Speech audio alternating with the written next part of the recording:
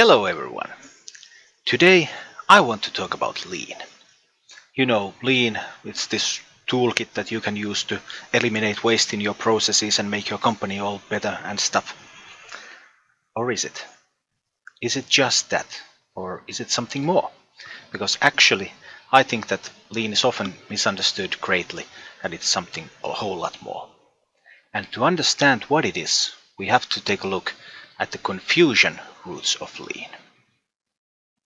So lean is based on Confucianism. That's the claim I'm making. And that's not a very common claim. I would say that most people don't associate lean with Confucianism. But let me show you a couple of things that might make you reconsider. First of all, the Toyota city, the Toyota headquarters, it's based in the middle of the Confucian influence area in Japan. In the very middle of the area that was most influenced by Confucianism. So there's some sort of circumstantial evidence that, okay, Confucianism has been prevalent in this area. But has it been prevalent in the creation of lean? We only need to take a look at Taiichi Ohno and his writings. Taiichi Ohno is universally credited as the most important contributor in the world of lean. And in his book, Workplace Management, the very first chapter of this book is called The Wise Men Their Ways. And the wise men their ways comes from the writings of Confucius. Because Taiichi Ohno writes that in the school they read from the Analects of Confucius and they learned about these Confucian ideals. And this is the thing that he wants to write first in his book on lean. Does this mean that Taiichi Ohno knowingly built lean on top of Confucianism? Of course it doesn't. But however, my claim is that it does mean that Taiichi Ohno was very deep into the Confucian ideals, into the Confucian thought, so that when it came to work life, it was only natural for him to model work life in the same way as he modeled everything in life, according to Confucianism.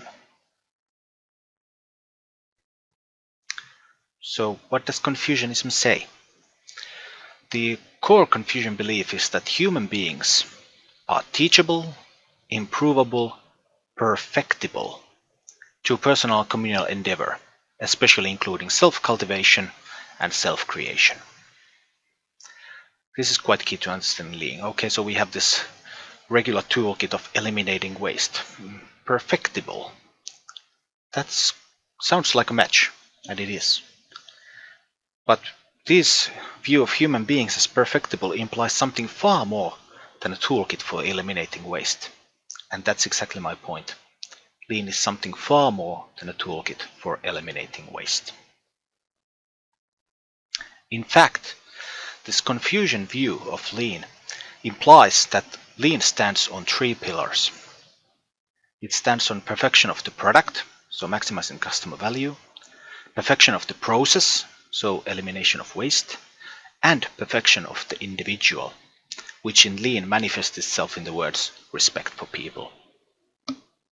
And this respect for people in lean, it's not at all about being nice.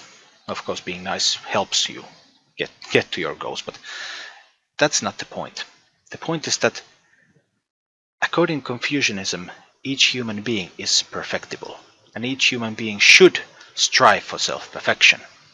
So the respect for people means that in the workplace, we respect people and give them the opportunity to reach for this self-perfection by letting them have a significant say in how they do their work. This is completely opposite to some Tayloristic ideas, or ideas of some black belts can come in and they will do some math and then they will tell you how the processes should be arranged. That's completely contrary to the spirit of lean, because that takes away from the most important thing about lean, which is perfection of people. Lean is about giving everyone in the work community the possibility to perfect themselves also during their work time, and not just come to work and do their work and then go home and then start living. In the West, the emphasis has often been on perfection of the process, just these tools to eliminate waste. So you do value stream maps and you do A-tree reports and you do Ishikawa diagrams. useful tools, but they are only one of these three pillars of lean. And notably, if you just take lean as a toolkit, you will completely miss out on the other two. Perfection of the product. The basic lean toolkit doesn't have much to maximize customer value. And perfection of the individual. The basic lean toolkit doesn't tell you how to use it and with whom to use it. Just that, okay, these are some tools that you can use to make work better. So understanding lean properly in this full Confucian concept, in this paradigm, makes it clear just how big lean really is. But then when we realize that, okay, so it's based on this type of cultural values and it has been bred in this sort of environment, so okay, can these ideals be transported to the West? Are they so deeply ingrained to Confucianism that if we are in a non-Confucian country, we just won't be able to implement it in this full length? Actually, the ideal of perfection is no stranger to Western thought. We can look at John Locke, we can look at Immanuel Kant, we can look even to the 19th century as recently as the work of John Stuart Mill, and we can see that the ideal of perfection has been prevalent in the Western thought for centuries. In fact, we have this thing called freedom of speech. The rationale behind freedom of speech as it is nowadays comes from John Stuart Mill's On Liberty. And in that one, the whole rationale for freedom of speech didn't come from that we should respect everyone's opinion and hear them out, but it came from protecting the ideals, protecting the thoughts, so that we cannot hold correct thoughts and assure that we are on the way to perfection if we silence other opinions. The idea of striving towards perfection is the idea behind freedom of speech even. So there's no stranger to Western thought. However, the sort of idea of perfection has fallen out of favor in Western thought in the 20th century. We have relativism, we have pluralism. So if everything goes and if every opinion is as valuable, every perception is as valuable, can there be any perfection that we can strive towards? Maybe not. And if we take this sort of approach, then maybe it is more difficult to implement lean in the West. Overall, most lean implementations in the West have failed. And in big part it has to do with this idea of perfection, after all. Because lean presupposes that each individual in the company is willing and already desires to perfect himself and help perfect others. So that's the environment that lean has been built for. And if we have an environment where we think that, okay, everyone should have an opinion and we should not make any judgments between these or try to work out to a better synthesis from these in any way, then this whole basis on how to motivate people to do lean is missing. And that's a problem in the West. But also there's another thing. In the West, most lean implementations have been attempts to implement a toolkit.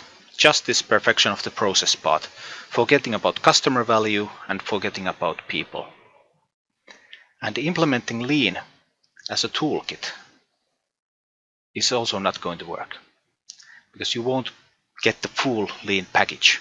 You just take some tools and you can implement them, you can get some small gains, but you will never gain the full benefits of lean if you implement it only as a toolkit and not as a whole management philosophy. Because that's what lean is. Lean is a management philosophy. The management has to be committed to this sort of philosophy of life and of work in order to really implement lean. And this is only possible if people understand the roots of lean and why this whole system works the way it does. Whether it's worth implementing once you understand it, well, that's a different question. But if you're really interested in implementing lean, it is vital to understand that this is what lean really means. And then you can make a decision, is this something that I want? Is this something that our company can really benefit from? And is this something that our company should work to implement? And it's a very long journey to implement Lean properly. But it's one that I think is very much worth it. So that's some food for thought for today. That's all. And I will see you all next time. Bye bye.